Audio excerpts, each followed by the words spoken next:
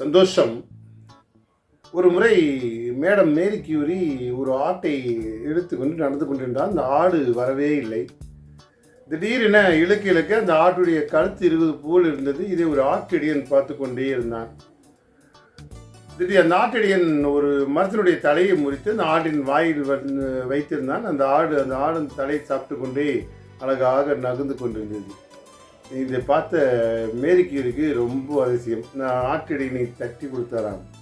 ஆம் நண்பர்களே, மிகப்பெரிய அறிவாளியாகவும் ஞானியாக கூட இருக்கலாம். சில செயல்கள் அது அணுகுமுறையோடு அணுகினால் அந்த செயல்கள் சுலபமாக நடக்குமா, அதற்காக தான் பதிவிடுகின்றேன்.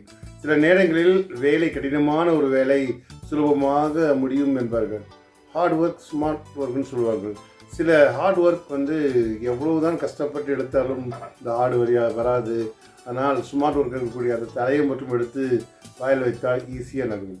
இதே போல தான் நம்முடைய சில வேலைகள் சுலபமாக தெரியும். நம்ம கஷ்டப்பட்டு எடுத்தால் நிச்சயமாக நடக்காது. அது அணுகுமுறையோடு அந்த விஷயத்தை அணுகினால் நிச்சயமாக அந்த பணி சிறப்பாக நடக்கும் என்பதற்காக பதிவிட்டிருக்கின்றேன். சந்தோஷம். வாழ்க வளமுடன்.